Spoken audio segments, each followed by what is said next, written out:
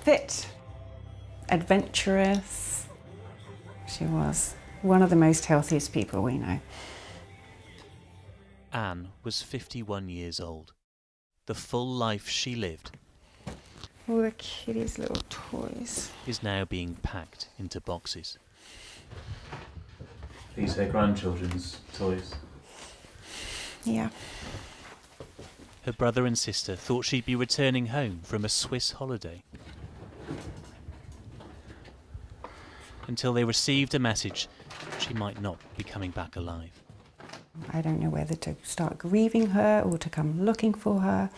I had no idea. And then a week later, I finally got a reply saying that she had chosen to die and they had assisted her to do so.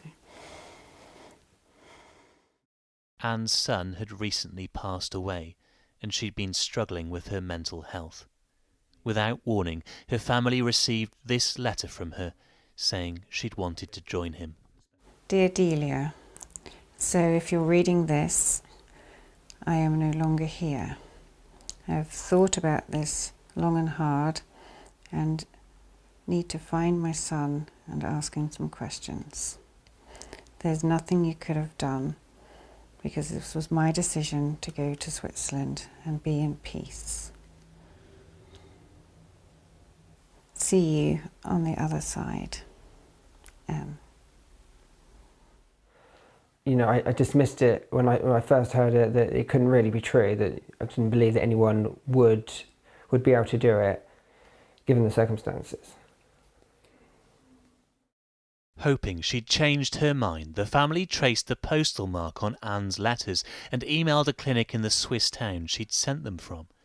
Thank you for contacting Pegasos, came the auto response.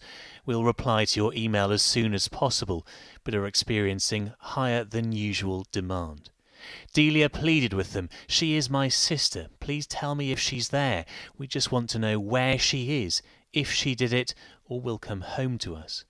After no reply, 2 days later she wrote again. We are desperately looking for her. I'm hoping and praying that her letters are not true. The next day, Pegasos said it was deciding what it was allowed to confirm. Delia begged for a yes or no answer. Is my sister deceased or not? Finally, Pegasos replied, Anne has chosen to die. She died gently and not alone. Her urn will be sent to her brother John. Horrified, Delia replied this was not the right decision for her. But Pegasos insisted Anne felt alone and superfluous. This is a free decision of a free person. Why do they possibly think they've got the right to do these things? And without contacting their family, it just seems evil to me for them not to give us a chance to speak to her.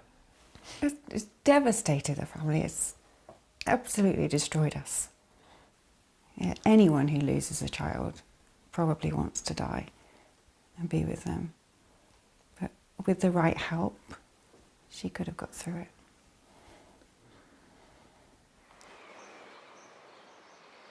Instead, Anne decided to take a journey we've traced once before. Wonder what he was thinking. Let's hope he was happy. Last year, we took the family of Alistair Hamilton to the Pegasos clinic where he died. I mean, it's not exactly what I envisaged. Like Anne, there was no terminal illness and he hadn't told anyone. Not the best place to be for your last view of Earth, is it? Bless him. At the time, we secured the family a meeting with Pegasos, who promised to change their policies. Now, when someone comes to them on their own, they will make sure that the family has been informed. In situations like Alistair's, Pegasos promised they'd always phone family members in future. But Anne's relatives say they never received a call, and the Hamiltons feel betrayed. I am extremely angry. I cannot believe that, despite what we were told, that Pegasus have acted in the same heartless, cruel manner as they did when Alistair died. I think they are despicable and should no longer be allowed to operate. But they are, if quietly. We tried repeatedly to phone the founder of Pegasos, who made that promise to the Hamiltons. He has never accepted our call. And yet, when it comes to fatal phone calls like Anne's, Pegasos seem willing to answer almost anyone. All they wanted to do was grant her wish and let her die.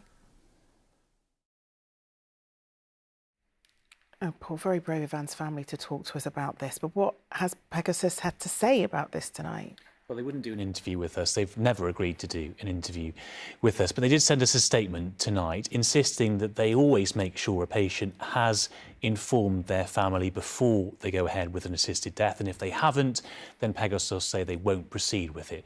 They say they actually tried to call one relative of Anne's and also to text them. Anne's family say they never received any calls or texts. Pegasos are also keen to point out they do abide by Swiss law. They aren't actually breaking any regulations in Switzerland, though police back here are now tonight investigating the circumstances of Anne's death. It's important to point out as well there are differences of opinion even amongst those who knew Anne and loved Anne. Two of her friends, for example, have contacted ITV News to say this was her private wish and they believe that should be respected. But it does raise interesting questions for the bill that's proceeding through Parliament in England and Wales, attempting to legalise assisted dying here. That bill wouldn't apply to Anne. In England and Wales, you'd have to be terminally ill in order to have an assisted death. But what kind of information should people share with their families if they are seeking an assisted death? The bill as it stands suggests that doctors should advise patients to raise it with their loved ones, but they don't have to. And this all falls between that really grey area, that difficult balance between the right to choose when and how you die, and also the importance of protecting life and making sure it's not needlessly lost. OK, Paul, thanks very much.